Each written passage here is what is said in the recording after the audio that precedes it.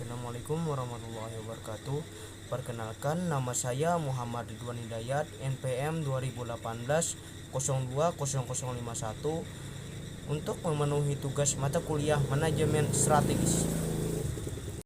Judul analisis saya adalah Teknik Pemanfaatan Analisis SWOT tanpa Skala Industri atau SWOT TSI.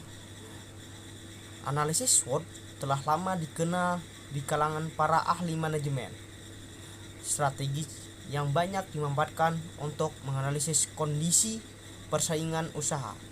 Sedemikian pentingnya hingga hampir tidak ada studi kelayakan usaha yang dapat diterima dengan baik secara menyertakan analisis SWOT. Salah satu kelemahan mendasar dari analisis SWOT yang digunakan selama ini adalah ketergantungannya pada usaha sejenis yang digunakan sebagai pembanding atau menggunakan skala industri yang berasal dari sumber resmi. Manakala keperluan mendesak sementara data pesaing belum terkumpul dan terpetakan, maka analisis SWOT tidak bisa diadakan. Dalam artikel ini dicoba suatu kemungkinan bagaimana memanfaatkan analisis SWOT tanpa pembanding atau skala industri dengan tetap tidak menghilangkan substansi kegunaannya, akan tetapi ditambah fleksibilitasnya sehingga akan melengkapi penggunaan dan pembesar manfaatnya. Kita lanjut ke pendahuluan. Analisis SWOT adalah identifikasi berbagai faktor secara sistematis untuk merumuskan strategi perusahaan. Berbagai situasi yang dihadapi oleh perusahaan, baik internal maupun eksternal, harus dapat dijadikan masukan bagi perusahaan guna menentukan rencana strategis dalam menyusun sistem pemasaran yang relatif berdaya guna dan tepat guna. Model yang hingga saat ini banyak digunakan untuk menganalisis situasi bagi perencanaan strategis perusahaan adalah analisis SWOT. Pada dasarnya, analisis SWOT haruslah membandingkan kondisi sama yang dihadapi oleh pesaingnya berdasarkan kriteria subjektif atau objektif atau skala industri, sebab dan membandingkan, maka perusahaan yang berkepentingan dapat menentukan rencana strategis untuk menghadapi persaingan tersebut. Akan tetapi, bila perusahaan yang dimaksud hingga pada saat dilakukan kajian situasi ternyata tidak memiliki data tentang pesaing atau pesaingnya belum terpetakan baik dalam skala industri atau kumpulan perusahaan yang menghasilkan barang yang sama maupun dari hasil intelijen perusahaan, sedangkan perusahaan mendesak sekali untuk mempersiapkan rencana usaha strategis terutama dari segi pemasaran dan manajemen organisasi. Maka dengan menggunakan analisis SWOT yang dimodifikasi sedemikian hingga menjadikan ia dapat digunakan oleh perusahaan tanpa harus mengetahui skala industri atau data intelijen mengenai pesaingnya. Untuk hal itu terdapat beberapa penyesuaian dalam pembentukan model analisis, yaitu pertama, pembobotan tetap menggunakan skala 1 atau sangat penting hingga 0 atau tidak penting. Akan tetapi, penentuan nilai skala untuk masing-masing situasi total berjumlah 1.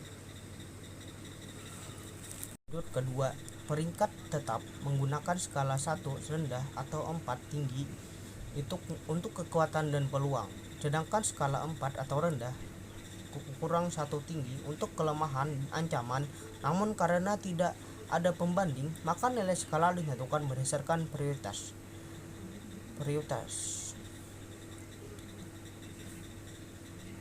dari masing-masing situasi, atau misalnya skala 4 untuk peluang yang paling utama. Yang ketiga, nilai tinggi untuk bobot X, peringkat adalah 1 sampai 2 atau kuat, dan terendah adalah 0 sampai 1 atau lemah. Berdasarkan nilai peringkat dan pembobotan yang kemudian dikalikan, akan diperoleh hasil kombinasi antara beberapa situasi sebagai berikut. 1. kekuatan atau kesempatan atau SO artinya perusahaan menentukan strategi berdasarkan kombinasi kekuatan dan kesempatan yang bisa memanfaatkan kekuatan untuk menggunakan peluang sebaik-baiknya. Yang kedua, kelemahan atau kesempatan atau WO artinya perusahaan harus membuat strategi bagaimana meminimalkan kelemahan yang selalu muncul dalam perusahaan dengan memanfaatkan peluang yang menguntungkan. Yang ketiga, kekuatan ancaman atau ST artinya perusahaan bisa memanfaatkan kekuatan baik dalam hal manajemen, sistem pemasaran maupun kemampuan finansial untuk mengatasi ancaman. Yang keempat, kelemahan ancaman atau WT artinya perusahaan harus meminimalkan kelemahan dan menghindari ancaman. Kita lanjut ke pembahasan. PT Sakti Adyaksa adalah perusahaan yang bergerak di bidang pemasaran produk atau unggul yang dapat digunakan oleh perusahaan maupun individu berdasarkan kondisi usaha yang ada di masa ini. Perusahaan ingin menentukan strategi ke depan tentang apa yang harus diperhatikan dan diwaspadai untuk menghadapi persaingan, terutama dalam hal pemasaran.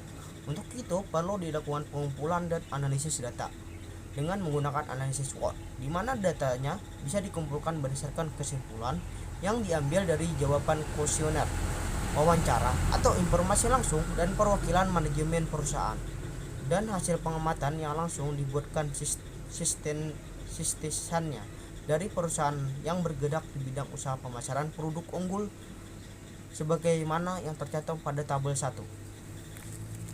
Ini tabel 1 yaitu sintesa faktor-faktor kekuatan dan kelemahan PT Sakti Adyaksa. Seperti dilihat. Yang kedua itu tabel 2 yaitu sintesa faktor-faktor peluang dan ancaman PT Sakti Adyaksa. Dan kita lanjut ke tabel ketiga adalah faktor-faktor strategis internal atau IPAS. Seperti dilihat. Yang tabel keempat adalah faktor-faktor strategis eksternal.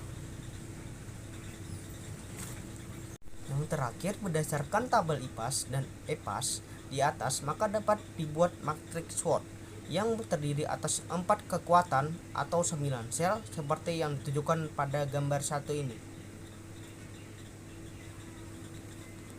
Berdasarkan matriks SWOT di atas, maka analisis strategi untuk nomor 1 bagi semua situasi atau SWO, WO, ST, dan WT adalah sebagai berikut.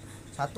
Manajemen dan strategis pemasaran di PT Sakti Adyaksa sangat kuat dan mendukung untuk mengembangkan pasar dan segmen pasar, akan tetapi mengingat peluang yang ada berdasarkan kondisi eksternal, yaitu untuk masuk ke pasar internasional tidak terlalu kuat meski peluangnya besar. Yang lanjut kedua, harga produk yang relatif mahal menjadikan produk ini relatif lebih sulit untuk masuk ke pasaran luas.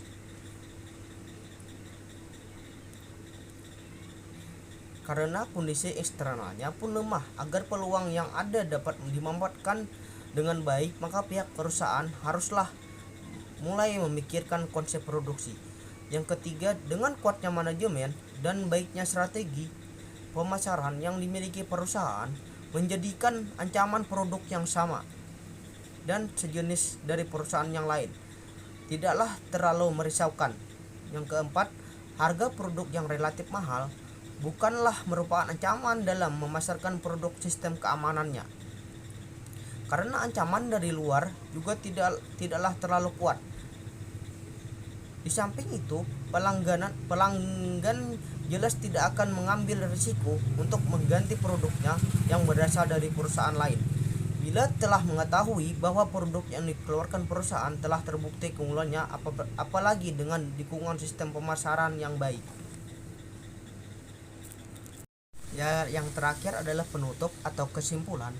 Meskipun validitasnya belum teruji karena belum ada yang menerapkannya, paling tidak SWOT TSI bisa dimanfaatkan untuk analisa dini bagi perusahaan yang mengalami masalah dengan penentuan strategi usaha.